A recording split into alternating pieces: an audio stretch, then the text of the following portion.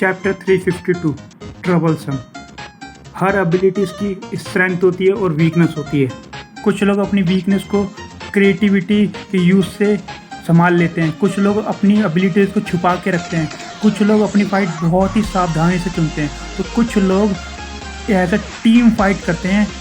क्रोलो जितनी चाहे उतनी एबिलिटीज़ इकट्ठी कर सकता है और वो वेट करता है जब उसकी सारी कंडीशन पूरी हो जाती है जीतने के लिए, तो उसके सारी एबिलिटीज़ आ जाती है जीतने के लिए। हिसुका यहाँ पे ये कहते हैं कि मुझे ऐसे लोगों को हारते हुए देखने में और घुटनों पे लाने में बहुत खुशी होती है जब मैं उनकी तरफ देखता हूँ उनका प्लान फेल हो चुका है।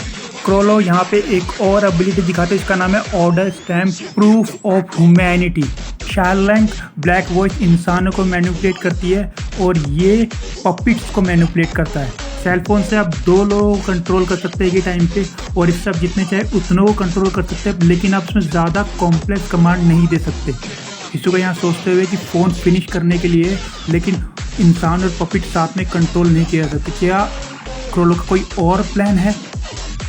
क्रोलो बुक में एक बुक मार्क लगाता है।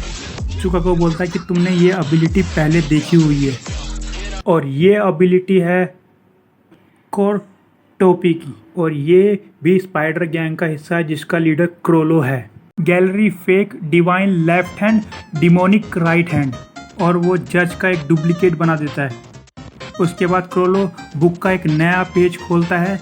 क्रोलो के लिए एक लाश और पपिट में कोई फ़र्क नहीं है, लेकिन फॉर्मर ऑनर ऑफ स्टैम्प के लिए थी।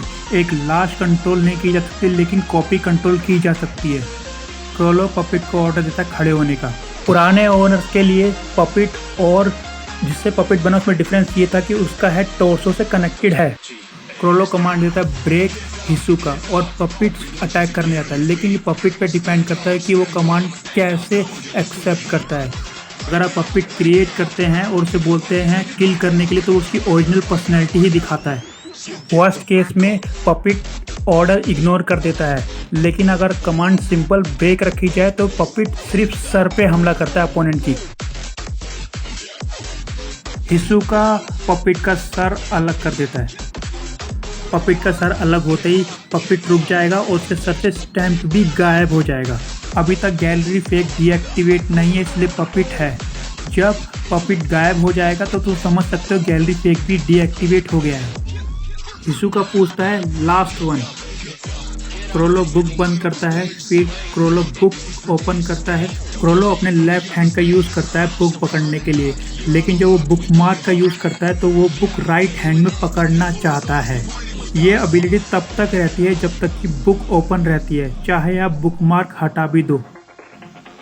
Convert hand transfer student. जब क्रोलो किसी को राइट हैंड से टच करता है तो वो क्रोलो का रूप ले लेता है, लेकिन जब क्रोलो लेफ्ट हैंड से टच करता है तो क्रोलो उसका रूप ले लेता है। दोनों हाथ से टच होने पे दोनों एक दूसरे में बदल जाएंगे, लेकिन सिर्फ अपीयरेंस बदलता है, पर्सोना बिल्कुल वैसा ही रहता है। क्रोलो हिसुका को बोलता है कि तुम्हारे लिए बताना आसान होगा कि कौन सा रियल है, क्योंकि मेरे हाथ में एरो है। हिसुका सोचते हुए कि गैलरी फेक से क्रोलो खुद की कॉपी बना सकता है, नहीं। बुक मार्क लगाने के बाद मार्क रहेगा एक्टिवेट गैलरी फेक, शायद ऐसा हो सकता है।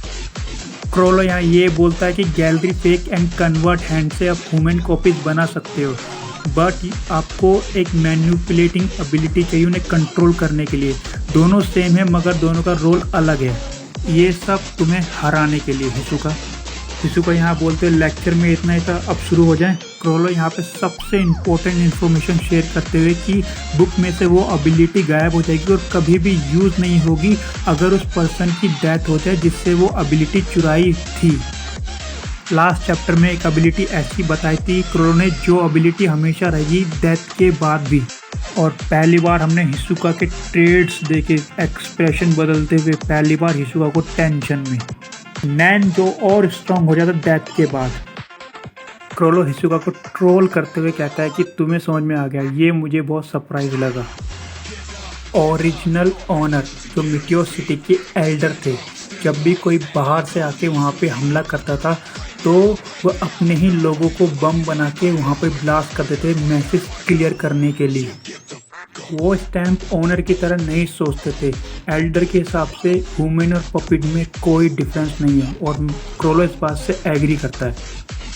क्रोलो बोलता है कि तुम्हें समझ में आ रहा है कि मैं क्या बोलने की कोशिश कर रहा हूँ। हिसुका, हाँ, the sun and moon mark होने के बाद ये कभी नहीं हट सकते।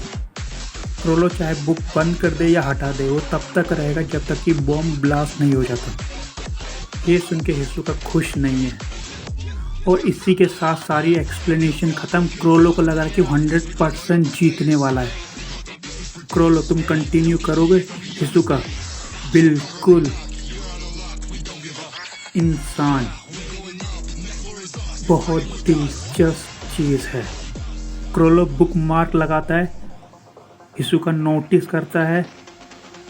हिसुका क्रोलो का पीछा करता है। क्रोलो ऑडियंस में जाने की कोशिश कर रहा है। Chrollo, black voice mobile fate detector. Hisoka, bungee gum elastic love. Hisoka and Chrollo दोनों अब ऑडियंस में आ चुके हैं और दोनों वहाँ पे फाइट हो चुकी है स्टार्ट।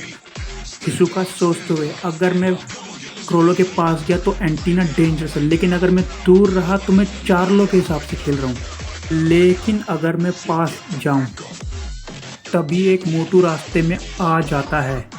हिसुका नोटिस करता है कि चार्लो लेफ्ट साइड गया है।